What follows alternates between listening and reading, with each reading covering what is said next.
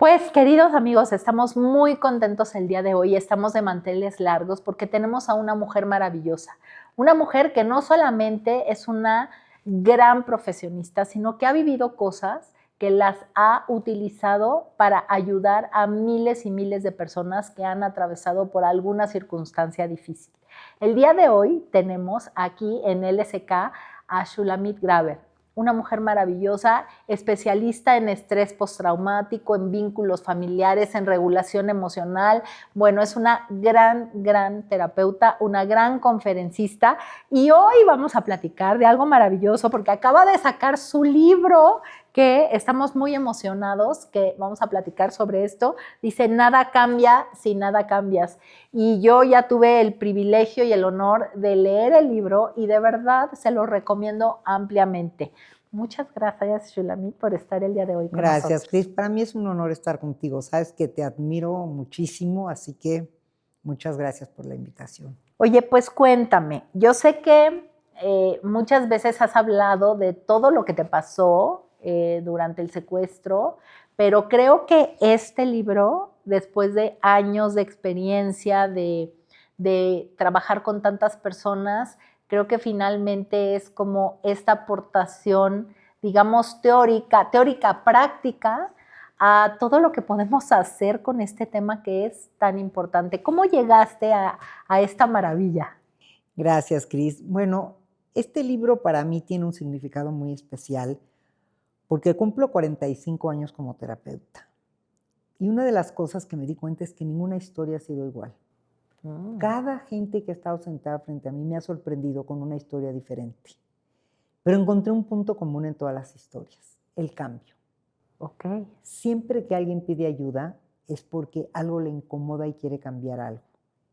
Y me empecé a preguntar cuál es la diferencia de quienes lo logran y quienes no. ¿De qué está hecha realmente la energía y la motivación para el cambio?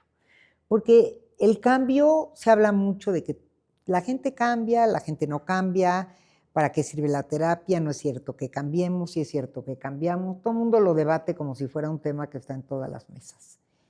Yo sí creo que la gente cambia, pero también creo que no es un acto de fe, que no es un acto de voluntad, que es no es un acto de echarle ganas, es un proceso. Y ese proceso tiene que tener varios pasos y también hay que entender los factores que nos detienen a cambiar. Sí, porque creo que muchas personas queremos cambiar, pero siempre hay algo que nos lo impide, ¿no? Quiero cambiar, pero no puedo. ¿Por qué? ¿Qué hay atrás de ese?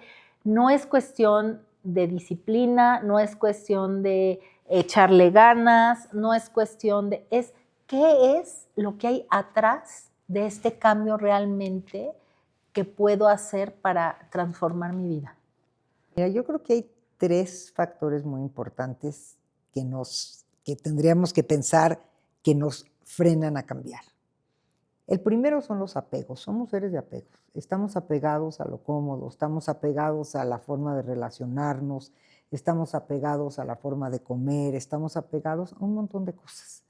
Y soltar esos apegos es muy difícil. Yo aprendí de eso cuando me secuestraron, que una persona especialista en el tema me dijo algo que yo al principio no lo creí y luego me di cuenta que es cierto. La rutina es más fuerte que el mismo trauma que viviste. Al rato se te olvida lo que viviste, todo lo que dijiste que ibas a cambiar, todo lo que te prometiste, porque uno regresa a su rutina, a lo cotidiano.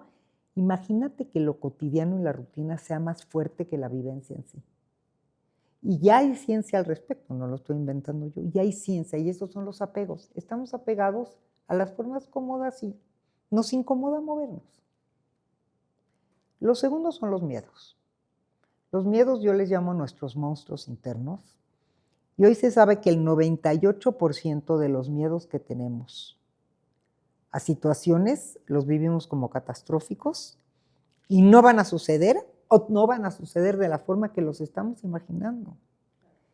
Y esa es la ansiedad, ese exceso de futuro catastrófico. Entonces tenemos miedos y suponemos y sí, estamos llenos de miedos. Y el tercer factor del que poca gente habla, pero es el que más me apasiona, es el de cerrar ciclos. No nos han enseñado en esta cultura a cerrar ciclos. Queremos la próxima relación, pero no nos hemos despedido de la anterior. Seguimos añorando la anterior. Queremos el próximo trabajo, estamos incómodos en el que estamos, pero tenemos la energía puesto en me irá bien, no me irá bien, pero sí quiero lo... Entonces, ¿dónde está puesta tu energía? Y para cerrar un ciclo, tenemos que aprender a cerrarlo, a honrarlo, a ver qué aprendimos. Y ya cuando cierras un ciclo, pon tu atención en lo que sigue. Pero estamos como en lo que sigue sin cerrar lo que ha sido. A ver, empecemos por el apego. ¿A qué me apego? ¿A qué has visto que la gente se apega más? A lo cómodo, a lo conocido, a lo rutinario. Mucha gente me dice, ¿y por qué sigue en esa relación de violencia si le hace daño? ¿Por qué llega al consultorio con el ojo morado y se quita los lentes? ¿Y por qué sigue? Porque es lo que conoce. Porque después del trancazo se va a ir a entregarle un anillo abajo de la Torre Eiffel. Está acostumbrada a la adrenalina del reencuentro. Ese es el apego. No siempre es a la persona, sino a la emoción que te genera. Estás apegado a estar como estás, a no moverte y estás cómodo. Cambiar es hacer algo diferente y te da flojera, te incomoda. Estás apegado a ese puesto laboral, que entras a la misma hora, que te sientas en el mismo lugar y cambiar, pues a lo mejor es otro horario, otra gente, otra oficina. Y aunque te conviene, eso pequeño, conocido, no lo quieres dejar. Y pasa mucho. Lo vi en consulta toda la vida. ¿Cómo le hago para soltar? Porque yo me imagino, ¿no? ¿Cuántas personas, imagínate si no sueltas una relación tóxica que te está lastimando hasta físicamente, emocionalmente, ¿cómo le hago para decir suelto? Hay veces, a mí me ha pasado, ¿no? Que hay cosas que dices, sigo estresándome de cosas muy pequeñas, que es un apego, ¿no? Es un apego. Y cuando lo sueltas dices, ay, se siente delicioso. Pero ¿cómo le hago para realmente lo que es tan importante poderlo soltar? Mira, yo pienso que hay 3 pasos. El primero hay que nombrarlo. Lo que no tiene nombre no existe. Y no nos gusta nombrar las cosas. ¿Cómo se llamaría ese apego que hoy te incomoda? ¿Se llama violencia? ¿Cómo se llama? Primero hay que nombrarlo. Y puede ser en el caso hasta de una relación de amistad. Muchísima gente está en relaciones de amistades tóxicas que ya no le aportan, que ya no le gustan, pero ¿cómo le dices que no a la amiga que te dijeron que es para toda la vida? ¿Cómo le dices que no? Primero nombrar. ¿Cómo se llama esto que me incomoda hoy? Segundo, el problema es que cuando queremos hacer estos cambios bruscos no nos van a salir bien porque son muy extremos. Entonces hay que hacer pequeños movimientos en dirección al cambio.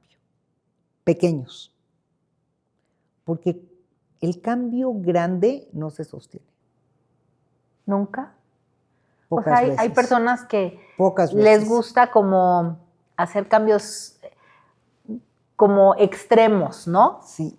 Mira, no quiero decir nunca porque es cierto que siempre hay excepciones. En mi experiencia se sostienen pocas veces.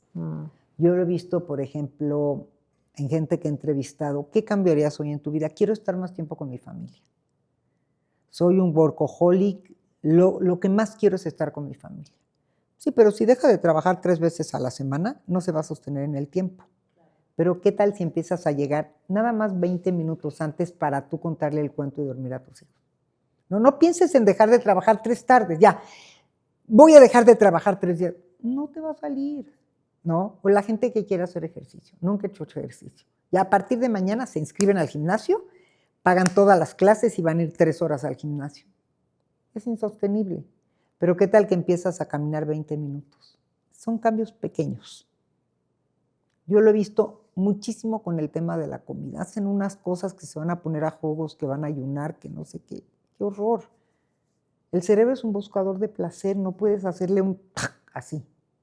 Pequeños cambios, pequeños. Y entonces te salen. Yo me acuerdo muchas veces en el trabajo con parejas, yo siempre les dejo una tarea nueva a la semana. Nada más esto tan fácil, me decían. Y digo, sí, porque si tu cerebro registra que te salió, te vas a animar a hacer lo que sigue. Pero si una pareja que lleva una rutina y una forma de relacionarse, le dejas el reto más grande, que es lo que tú ves que es el final del camino, en una semana, claro que no le va a salir, te frustras. Entonces nos frustramos porque pensamos que cambiar es ese bandazo. ¿Has visto los péndulos? Que a mí me encanta ese ejemplo. Tú agarras un péndulo, le das así y se mueve, da bandazos. ¿Cuándo hace el dibujo bonito? Cuando llega al medio. Cuando deja de hacer eso y llega al punto medio, es cuando traza el dibujo. Entonces yo creo que el cambio tiene que ser así, más pequeño. Y luego aumentas. Y ese hombre que quiere estar con su familia sí puede llegar a dejar de trabajar una tarde a la semana, pero después de intentar pequeños espacios y ver que te gusta, Nada que no nada que no esté conectado con el placer se va a sostener. Tiene que tener un beneficio eso que estás haciendo. Te tiene que gustar. Ok, entonces el primero es el apego. Soltar lo que siento que no me funciona, que no me sirve, que no me ayuda. Y una cosa importante que es una de las frases que más me gusta y le digo mucho a la gente es: hay que perder el miedo a perder para ganar. Claro. Hay que perder el miedo a perder. Es como esta cosa de que en inglés la palabra es surrender, es rendirte, pero no sé cómo se traduce. No hay una palabra. No es tocar fondo, no es rendirte, es soltarte a... ¿Y si como pierdo? Fluir. ¿Y si pierdo qué? ¿Qué es lo peor que me puede pasar? Pues regresas a lo de antes y punto. Si no te funcionó. Pero hay que perder el miedo a perder. Y creo que esa es una forma como de lidiar con el apego. ¿Y si lo suelto? ¿Qué es lo peor que me puede pasar?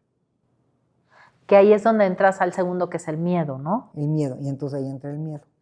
Y entran los miedos catastróficos. Es que lo peor que me puede pasar, y entran un montón de miedos que ni siquiera van a ser como te los estás imaginando. Eso es algo ya súper comprobado. La ansiedad es ese exceso de futuro catastrófico que no va a ser así. Piensa, por ejemplo, en la pandemia. La gente que el primer día empezó, ¿y cuándo va a acabar el COVID? ¿Y qué vamos a hacer? Y todo el día oían noticias y todo, súper se paralizó y acabó en depresiones importantes. La gente que dijo, hay limones, hago limonada, se reinventó. Hay unas historias de pandemia para escribir un libro de gente que se reinventó porque dijo, esto es lo que hay. ¿Cuándo va a acabar? Dicen que es incierto. ¿Qué va a pasar? No sé. ¿Qué tengo hoy? Tiempo. ¿Qué hago con mi tiempo? Y esa gente se reinventó. Entonces, los miedos son estos monstruos internos que hay que dominarlos. ¿Y qué hago para dejar de tener miedo? Yo creo que los miedos nos da mucho miedo nombrarlos, porque nos enfrentan a algo muy oscuro de nuestra, ¿no? ¿A qué tengo miedo? A quedarme sola, ¿no? ¿Qué pasaría si dejo esta relación? ¿Cuál es mi peor miedo? A que nadie me quiera. Pero decirlo cuesta mucho trabajo. Pero yo creo que hay que decirlo. Yo creo que hay que empezar por ponerle nombre al miedo. Y 2, por preguntarte, ¿qué me significaría quedarme sola? ¿Qué me significaría que nadie me quiera? ¿Qué me significaría perder a estas amigas? Sí, porque lo que yo te escuché el otro día es que a veces cuando tienes vamos a suponer, un evento muy malo, a veces decimos que todos lo vivimos de la misma manera, pero no es así. Y entonces no es así porque hay algo en el fondo que es lo que verdaderamente está, a lo mejor hasta, no sé, te hace sentir terror a ti de algo que viviste que no tiene nada que ver con la otra persona. Es bien importante esto que dices y me hace recordar, por ejemplo, en mi secuestro. Yo aprendí después que los miedos son personales, no comunales. Y que tienes que deshojar un miedo. O sea, una persona que tiene un miedo es como una cebolla. Hay que ir quitando las capas y llegar al punto nodal. Porque fíjate qué interesante.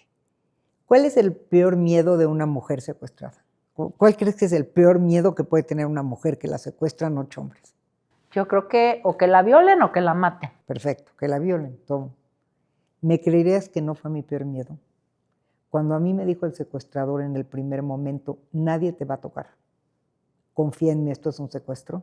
Tú me vas a decir, ¿por qué confías en un secuestrador? Confié. Y se me quitó el miedo a que me vayan a hacer algo. Pero yo desde niña, mi imagen, mi símbolo ha sido la mariposa y la libélula soy. Porque la libertad siempre fue para mí lo más importante. Y busqué casarme con un hombre que llevo 43 años casada, que me deje ser libre. Y sentir que soy libre, para mí era el valor más importante. Y mi peor trauma y mi peor miedo fue sentir que no era cierto. Que llegan y me secuestran y no soy libre. O sea, ¿dónde está mi libertad? Ese fue el trauma que yo tuve que trabajar después.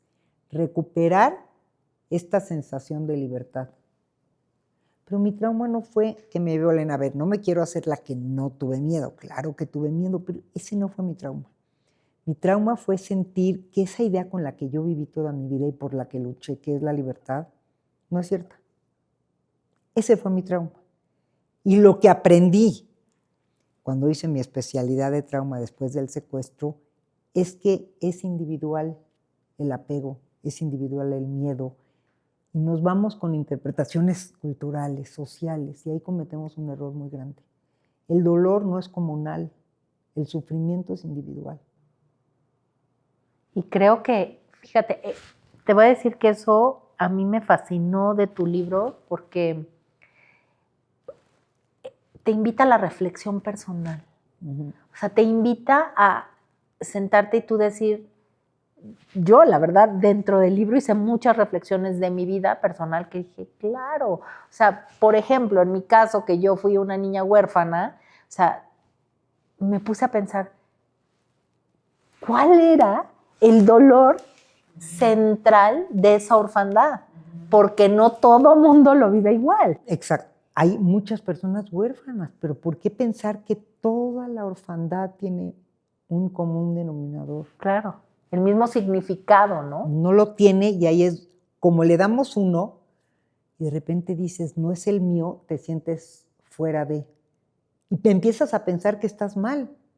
¿Cómo yo no estuve preocupada porque me van a violar? ¿Cómo yo no centré ahí mi atención? No lo centré ahí, ¿eh? Yo centré mi atención en negociar mi libertad.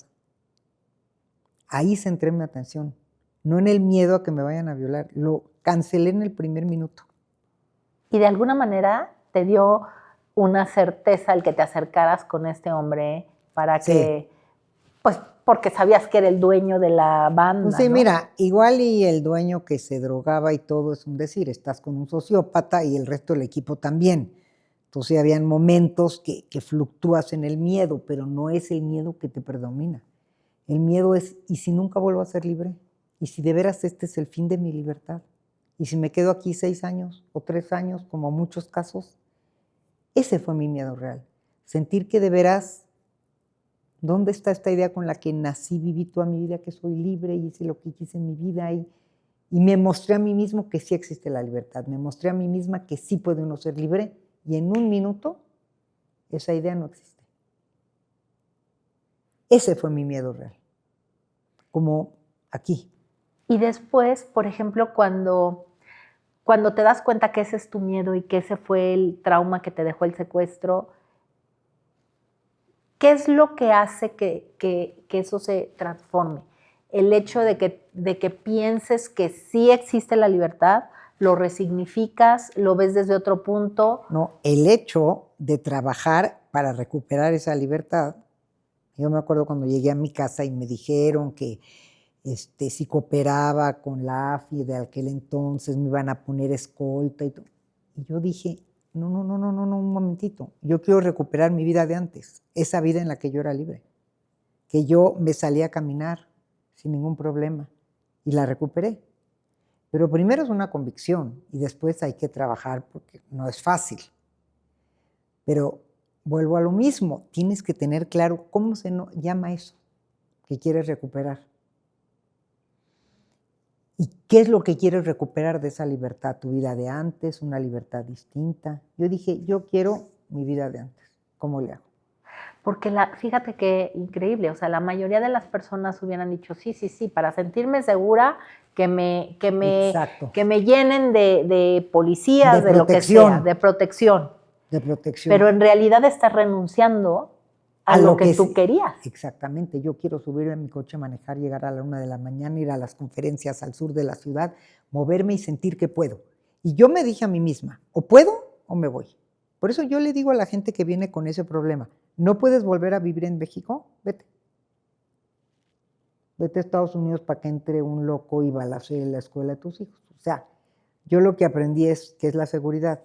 Es una idea. La vida es incierta. O sea, no hay más sabiduría que aquello que decía el gran poeta Amado Nervo. El cielo es azul, el mar es salado y la vida es incierta. ¿Qué es seguridad? Dime qué lugar del mundo está seguro. Cada lugar del mundo tiene sus cosas. Claro. Es cómo redefines tú adentro qué es la libertad y qué es la seguridad. Y yo dije, yo me quiero quedar acá. No cambié nada de mi vida, ni mi casa, ni mi teléfono. Nada. Porque yo quería convencerme que es una idea. Que es una idea que existe algo distinto. No. Y todas las entrevistas que me han hecho, ¿no te da miedo vivir ahí? ¿No te da miedo? No, porque es una decisión. Y me preguntan, ¿y si te vuelven a secuestrar? Es como esta cosa de decir, y si te vuelve a pasar, ya veré qué hago. Pero ¿por qué pensar que te va a volver a pasar un trauma? Esos son los miedos a los que me refiero. O sea, a ver, no estamos exentos de que nos vuelva a pasar algo.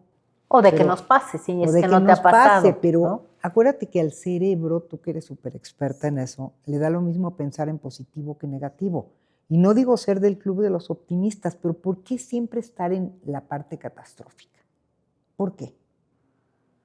¿Eso tiene que ver con el trauma que hayas recibido? Sí, yo creo que sí.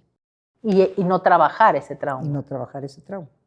Por eso yo ya estoy convencida, así como creo que sí se puede cambiar, yo creo que un trauma sí se puede resignificar. Yo realmente no vivo con miedo y eso no quiere decir que sea alguien que piense que no me pueden pasar cosas. Claro, me cuido, tomo precauciones, más de las que tomaba antes a lo mejor.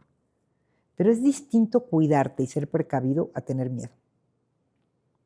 O sea, yo era de las que viene en el coche toda despistada, maquillándome, comiendo, desayunando. Ahora sé que voy atenta. Pero eso es algo para protegerme. No es algo de miedo, es algo de protección. Y creo que ahí es donde hay que trazar una diferencia. ¿Cómo me cuido y cómo me protejo? A vivir con miedo. Sí, porque es como si no hubieras aprendido nada de la experiencia. Exacto. ¿No? Y un poco yo le digo a la gente con la que trabaja en trauma, sí hay que agarrar lo que la experiencia nos dejó como aprendizaje. Claro. Me acuerdo de una pareja que secuestraron muy feo una noche que llegaron, en vez de bajarse del coche, empezaron ahí a besarse y a hacer sus cositas en el coche y los secuestraron juntos. Después salieron y vinieron a terapia y me acuerdo que me decían, claro que aprendimos a que en el coche a las 2 de la mañana no se hacen las cositas. No se hacen las cositas. Nos metemos a la casa o nos vamos a otro lugar. Bueno, esos aprendizajes son positivos porque te hacen vivir mejor. Pero hay que trazar esta línea sutil entre aprender y a vivir con miedo. Ahora, eso te lleva, me gustaría tocar un poquito este tema del cerrar ciclos, porque tienes razón, es poco lo que se habla de eso y creo que es importante. Ahora, ¿cómo cerramos los ciclos? Mira, un ciclo, yo por ahí propongo un ejercicio interesante en el libro, yo creo que tiene que pasar por varias fases. Primero, ¿cómo se llama el ciclo que voy a cerrar? Mi trabajo anterior, mi relación, mi amiga. ¿Cómo le llamo el ciclo? 2, cerrar ciclos o dejar experiencias de tu vida nada más diciendo que fueron lo peor que te pasó y que te vas. Eso es lo que no sirve, porque no es cierto. Y tu cerebro sabe que no es cierto. Acuérdate que es súper sabio el cerebro. Y si no, el cuerpo. Y el cuerpo lleva la cuenta de lo que tú te mientes o no te dices bien. Entonces, cerrar un ciclo tiene que ver primero con honrar, y me encanta esa palabra. Honrar un ciclo es qué me dio a mi vida ese trabajo, esta experiencia, esta relación, como quieras llamarlo. ¿Qué me dio? Porque cuando dejamos algo, creemos que si nos enojamos es mejor. ¿Has oído esto muy común, que cuando los adolescentes se van a ir a esos viajes de mochileros o a estudiar fuera, al último todo el día se pelean con la mamá? Porque es más fácil despedirte enojado que desde la nostalgia. Entonces se empiezan a pelear, entonces vienen a terapia. No puede ser que nos estamos peleando en este momento tan importante, porque es más fácil siempre hacerlo desde el enojo, ¿no? Entonces, si nos estamos peleando es más fácil despedirnos que si estamos súper lindo y todo, y pues decirnos, nos vamos a extrañar. Y es algo muy común, es parecido. Empiezas a despotricar de lo anterior ¿no? Hónralo. ¿Qué aprendí? ¿Qué me dejó? ¿Qué quiero soltar de eso? Que no me gustó, eso sí. ¿Qué haría diferente en esta nueva experiencia? Yo me acuerdo que una vez con una amiga que tuve súper cerca, que hace un tiempo terminamos la amistad, yo me acuerdo y hasta hoy honro lo que aprendí de ella. La quiero mucho, pero me di cuenta que la amiga que ella quiere que yo sea en estos momentos de mi vida, no puedo ser. No puedo ni quiero. Y mucha gente me pregunta, ¿y no le extrañas? Si eran súper amigas y todo hacían juntas. A ver, extraño como a veces en nostalgia lo rico que vivimos juntas. Pero no extraño lo que pasaba al final, de que era más presión que gozo. Entonces, hay que hacer esas como distinciones. ¿Y hay que hacer algún ritual? O sea, por ejemplo, en esta Yo relación sí, con tu amiga, cerraste el ciclo diciendo, honro lo que aprendí, hasta lo escribí. suelto, Es que el sí, ritual para mí es escribirlo. ¿Qué me dio esta relación? ¿Qué aprendí? ¿Qué suelto? ¿Y qué quiero hoy para mi vida? Hoy quiero relaciones que pueda fluir, que no tenga tanto compromiso. Y no es que sea bueno o malo, es lo que quiero hoy, eso es lo que sigue. Valida lo nuevo que quieres en tu vida. ¿No te ha pasado que escuchas, por ejemplo, con el, pero cómo tenías ese puesto del CEO, de ser el más importante, y hoy te vas a ir a ser una persona que nada más hace consultoría y todo? ¿No? Como que te ven como que bajaste de sí, categoría. sí, sí. Pero eso es lo que quiero hoy. ¿Cómo se llama esto que quiero hoy? Y esto yo le llamo la legitimidad, el paso de sentirte con el derecho y la legitimidad de lo que quieres hoy. A mí me está pasando justo eso hoy, que estoy haciendo un cambio importante en mi vida, que estoy dejando la consulta. Me está costando un montón de trabajo. El otro día me preguntaron en una entrevista cuál es el cambio más difícil que has hecho en tu vida. Y me dejaron pensando que es este. O sea, los pacientes me han dado más que todo lo que he estudiado en mi vida. Han sido mis maestros de vida. Claro. Pero no puedo estar en todos los lugares al mismo tiempo. Si quiero crear contenido, si quiero estar en foros y soy muy exigente con mis presentaciones, con lo que quiero dar, me encanta. No puedo estar en todo. Tengo que dejar algo, tomar una decisión. Y decidí dejar la consulta y esta transición me está costando mucho trabajo. Y voy y vengo, no creas. Digo, ni un paciente más, luego acepto un paciente. Así estoy. Bueno, lo reconozco porque los cambios son paulatinos, pero empiezan por una decisión. Y por nombrar, y quiero cerrar ese ciclo, lo estoy cerrando poco a poco, voy avanzando, pero tampoco tienes que darle un portazo, ¿eh? Que tiene que ver con ser compasivo contigo, ¿no? Eso es muy importante. Un ciclo se cierra con la compasión. Y sabes también con qué, Cris, que lo he pensado mucho. esta frase que me gusta mucho, hay que ser más amorosos y compasivos con versiones anteriores nuestras que no sabían lo que hoy saben. Porque la decisión que tomaste en algún momento de ser quien eres, la tomaste con todo lo que sabías en ese momento. Pero hoy con otra sabiduría puedes decir, no, hoy quiero ser algo diferente. Se vale cambiar de opinión. Se vale, pero alguna vez dije en una conferencia que levante la mano quien ha tomado una decisión en su vida diciendo, hoy voy a tomar la peor decisión de mi vida. Nadie. Todas las decisiones que has tomado has pensado que son las mejores, pero con la sabiduría de hoy puedo hacerlo diferente, pero no latigándome, porque el día que decidí eso, lo hice con todo el amor y las mejores intenciones, con lo que tenía en ese momento. Entonces el cambio tampoco es a costa de ir maldiciendo las cosas que hiciste, porque mucha gente cree que cambiar es eso. Y no. Tula, en el libro planteas esta parte de las creencias que a mí me parece es una de las cosas que más me encanta. ¿Por qué nos cuesta tanto, o sea, cambiar esta manera de pensar? Hay cosas que traemos cargando que son creencias que ni siquiera nosotros creemos que son ciertas. Sin embargo, siguen rigiendo mi vida y siguen ahí y no las cambio. ¿Por qué me cuesta tanto ese apego a esa creencia? Me da miedo soltarlo, me da miedo que no me quieran. ¿Qué es lo que me...? Mira, yo creo que lo primero es que las creencias, yo diría que tal vez la mayoría, más de la mitad de las creencias que tenemos no son nuestras. Vienen de otras generaciones. Y aquí se mete el tema que me encanta, pero es complicado, de las lealtades. Somos leales a nuestros progenitores, a nuestro linaje. ¿Cuántas creencias venimos cargando que no son nuestras? Pero Aristóteles decía algo que a mí no se me va a olvidar nunca. Aristóteles, imagínate, es más difícil de construir una creencia que un vicio. Es más difícil que una persona suelte una creencia a que un alcohólico deje el alcohol. Wow.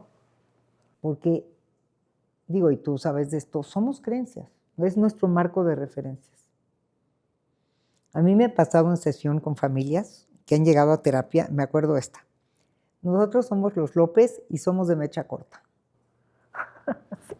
Así se presentaron. Y yo me acuerdo que les dije, les pongo alfombra roja, es una amenaza de que vamos a gritar todos hoy. ¿Qué quiere decir que somos de mecha corta? No. El abuelo Pedro nos los dijo muy claro. Esta es una familia de mecha corta. Nosotros somos explosivos. Y había un nieto en esa sesión. Era una sesión de 3 generaciones de hombres. Y dice el nieto, y por eso me regañan a mí todo el tiempo porque yo no exploto. Así, luego lo dijo. Entonces imagínate qué fuertes son las creencias, pero te digo desde esta difícil hasta una niña que no desayuna huevo porque la tía Rosa o la abuela Pancha decía que el huevo cae mal en ayunas. Y ya, 4 generaciones. O sea, las creencias, ahora, vivimos como una traición desprendernos de una creencia. Es como si le fallamos a alguien de nuestro linaje. Y creo que ese es un problema muy fuerte. Yo siempre digo que yo hago 2 veces al año una limpia de creencias. Eso me encantó. Y me sigo sorprendiendo. De veras, lo que hoy creo es cierto, o todavía sigue viniendo de otras voces, otros ruidos. Porque creo que lo más sabio es que tus creencias sean tuyas. Y hablando de rituales, yo lo que les digo es, quema tus creencias, o sea, quema las que yo no, quema fogata, haz una fogata y quémalas. Porque yo he acompañado a pacientes al panteón, a la tumba de ese abuelo, a escribirle una carta y a decirle al abuelo, te quiero mucho, perdóname, pero hoy dejo aquí estas creencias con las que ya no voy a seguir. Y fíjate que bueno, yo hoy todavía me sorprendo a mí misma. El otro día entrevistando a Patricia Restrepo, escuchando dice, yo, eso de que todo con medida, con mi salud no. Con mi salud no. Y me quedé, porque una de las creencias que a mí mi padre me enseñó es todo con medida. Todo, o sea, de todo poco. Y entonces vives en equilibrio. Y me la compré.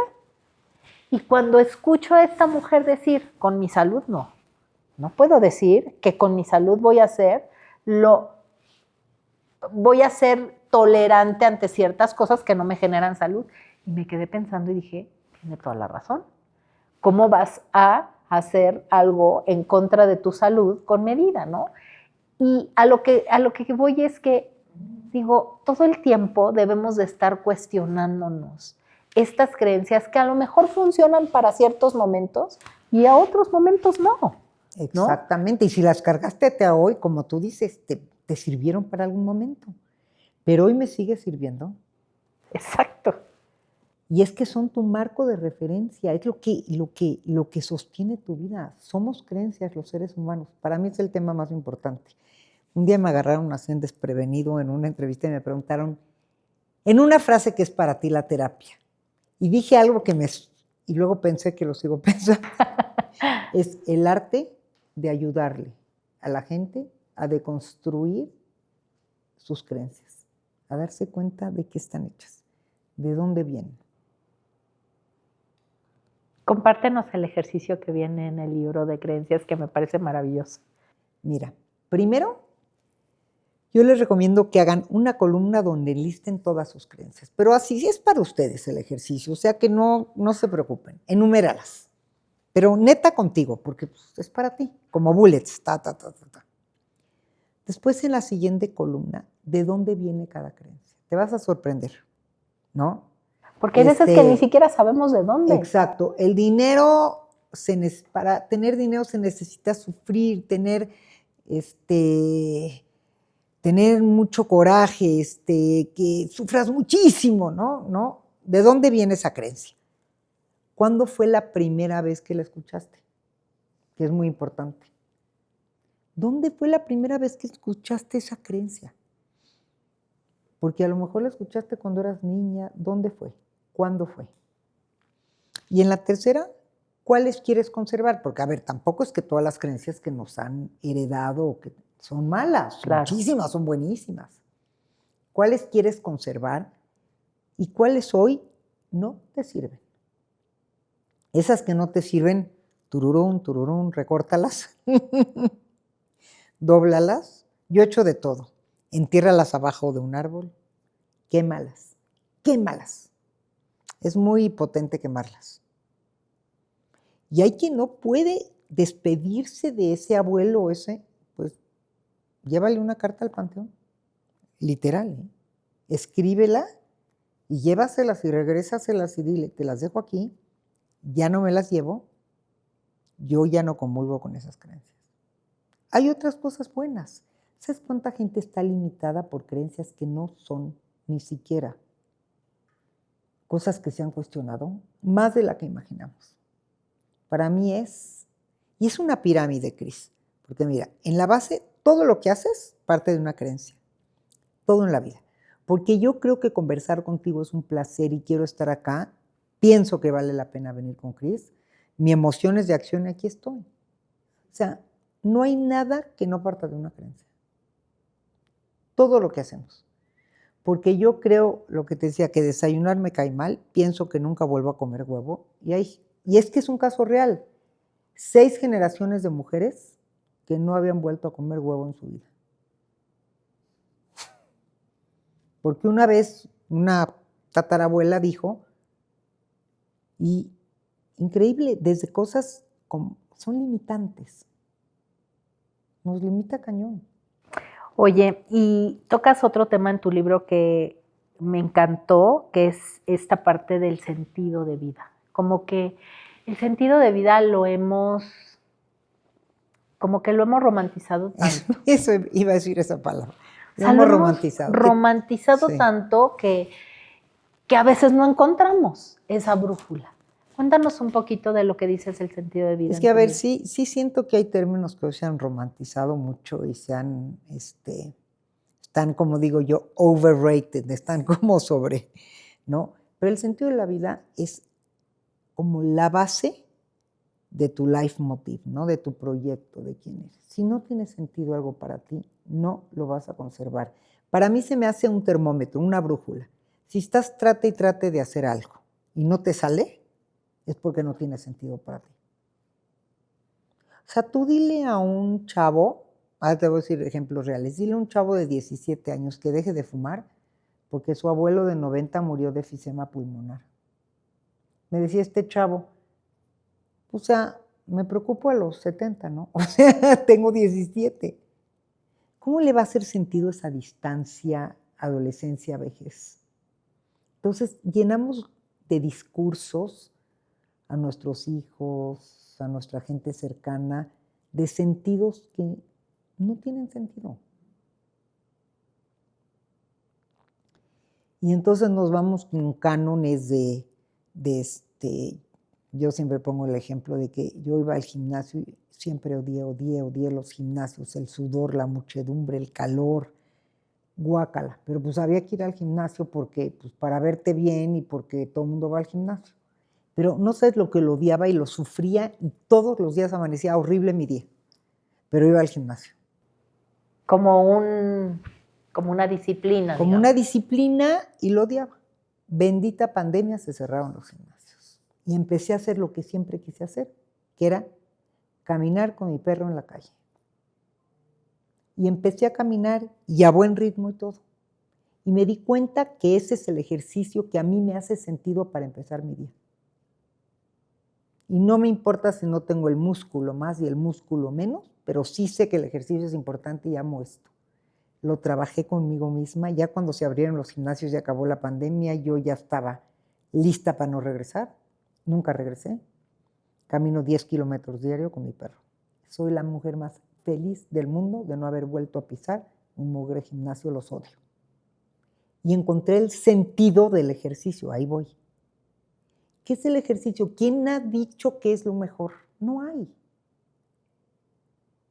Y entonces encontré, el sentido tiene que ir como pegadito también a algo que te dé placer. Claro, porque nos pasamos la vida afuera pensando que lo que hace otro y le hace sentido a otro es lo que me va a hacer sentido a mí, pero no conecto con lo que verdaderamente yo necesito. Y eso, por eso digo, para no romantizar lo que es el sentido, es en verdad lo que sientes que conecta contigo, y para encontrar el sentido se necesita ser creativo y se necesita ser curioso. Necesitas abrir out of the box, como dicen, pensar afuera de la caja y decir, bueno, habrá otra forma de hacer ejercicio que no sea ir a la caminadora junto con toda la gente con sus audífonos y sus celulares y las televisiones. ¡Qué horror! Lo odio. Y no sabes lo feliz que estoy caminando. Y pues es un ejercicio también que se dice que es muy bueno. Ni modo, es otra forma de acercarte a hacer ejercicio. Y a veces queremos que la disciplina hable lo que el cuerpo te grita, ¿no? Definitivamente, definitivamente. Porque finalmente te conectas con lo que es genuino para ti. Ahora, ¿cómo sabes cuando esta parte es intuición y es sentido y cuando realmente te está hablando a lo mejor el miedo?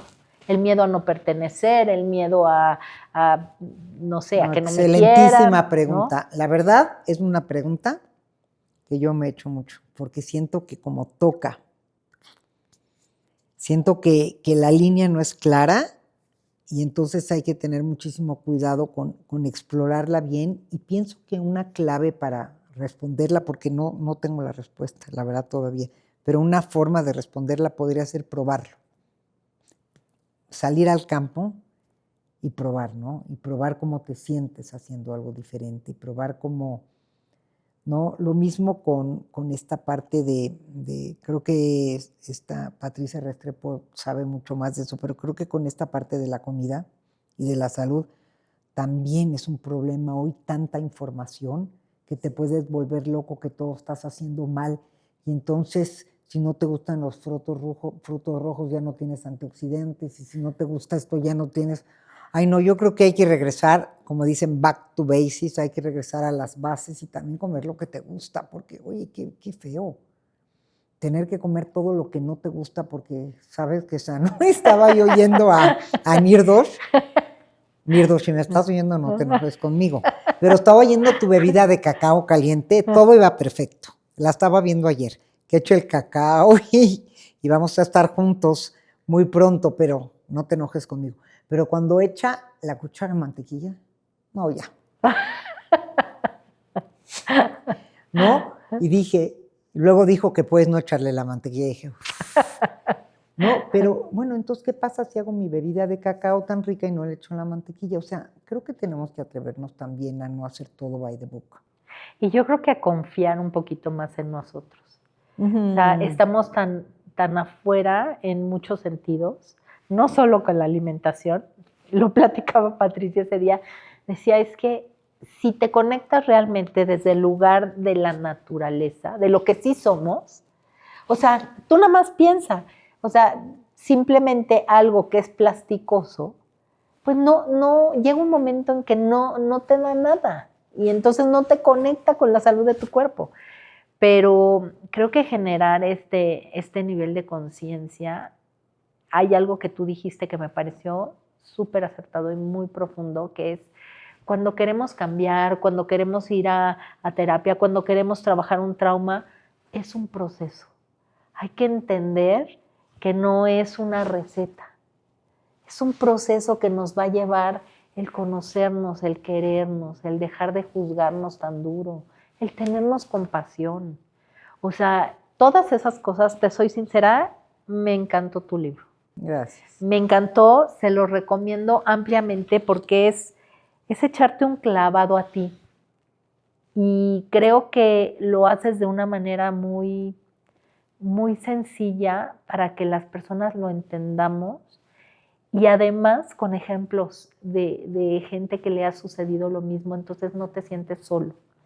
Así es que... Eso es lo que quise, que nada de lo que está ahí no lo he vivido yo, no lo ha vivido una gente cercana, no es algo que estoy inventando, es algo como que de veras lo he experimentado.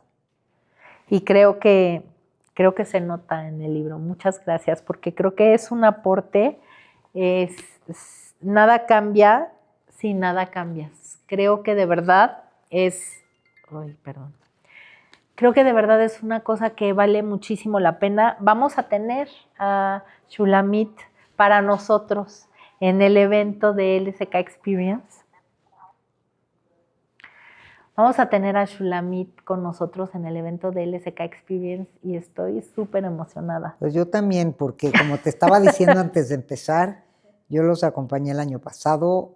Desafortunadamente apenas los conocí el año pasado, no los conocí antes, sé que llevan muchas ediciones con gente muy importante, pero yo me impresioné mucho del evento, porque se me hizo un evento que tiene todo, excelencia, organización, contenido. De veras me enamoré del evento y dije, yo quiero estar el año que entra y se me está cumpliendo mi sueño, así que para los que nos están viendo, vayan. Vamos a estar muy contentos de recibir a Shulamit con toda su experiencia. Cuéntanos un poquito, ¿qué podemos esperar de ti en el evento? Bueno, lo que yo quiero en el evento es justamente que todos los que estemos ahí pasemos por algo adentro de nosotros que queremos que se mueva.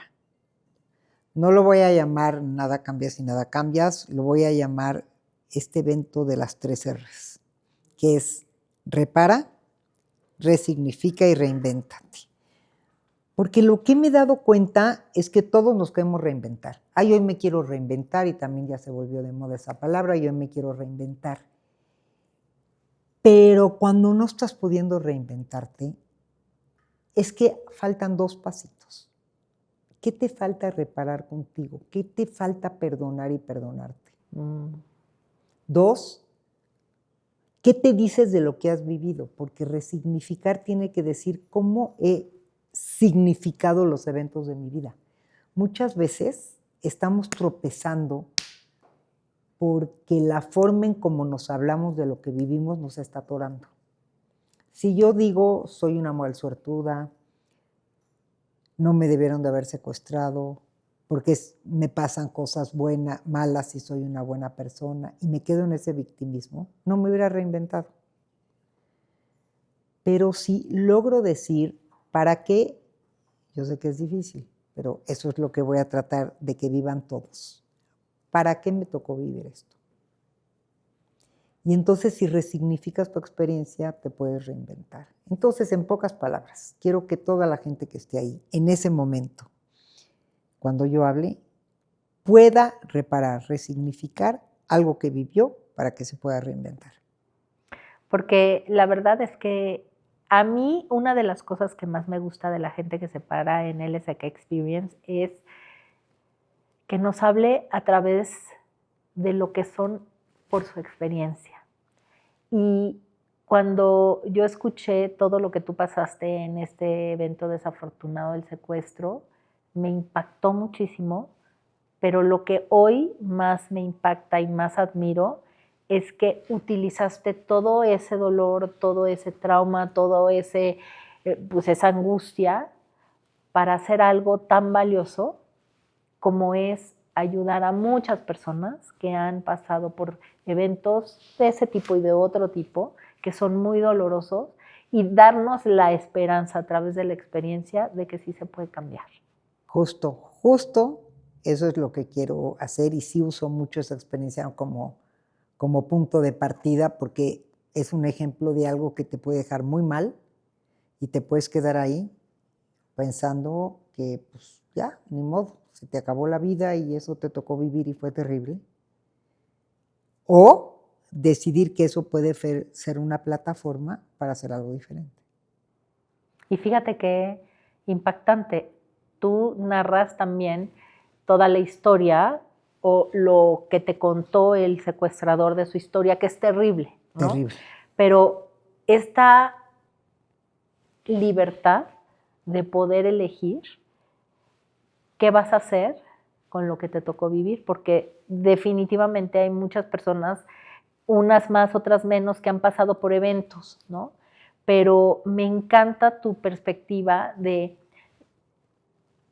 no necesitas el dolor para reinventarte, para resignificarte. Esta parte donde tú dices, ojalá por inspiración pudiéramos cambiar todos los días, que es algo que yo tengo definitivamente tatuado. Y es en lo que tú trabajas. Yo cuando te escucho digo, es que no tendríamos que vivir algo tan jodido para hacer algo diferente. ¿Por qué no nos levantamos en las mañanas, nos conectamos y decimos, soy esa que quiero ser, soy mi mejor versión, ¿qué haría diferente? Respira, respiraciones conscientes, medita, conéctate y no cambies desde que la vida te tenga que zarandear. ¿Por qué no nos pasa eso, Cris? Tú que eres experta. Pues yo creo que nos falta entender que, creo que es una creencia. Definitivamente creo que es una creencia que creemos que solamente valemos a partir de experiencias dolorosas. Y no nos damos cuenta, y ese es el sentido, mucho el sentido del LSK, porque sí se puede aprender a partir de las experiencias de los demás. Y sobre todo de personas que han resignificado y retransformado y ayudado, que esa experiencia te ayude para generar un bien mucho mayor en muchos sentidos, ¿no? De acuerdísimo. Entonces, pues, la verdad, gracias Shulamit por haber estado aquí, gracias por darte el tiempo. Yo sé que ahorita estás corriendo por todos lados por tu libro, que se los recomiendo, léanlo, está maravilloso, nada cambia si nada cambias. Y pues escuchen a Shulamit porque la vamos a tener para nosotros bien cerquita en LSK Experience 2026. Gracias. Pues yo encantada y gracias por invitarme a ser parte de un evento tan especial, porque lo es, de veras lo es. Muchas gracias. Hasta luego, nos vemos para la próxima.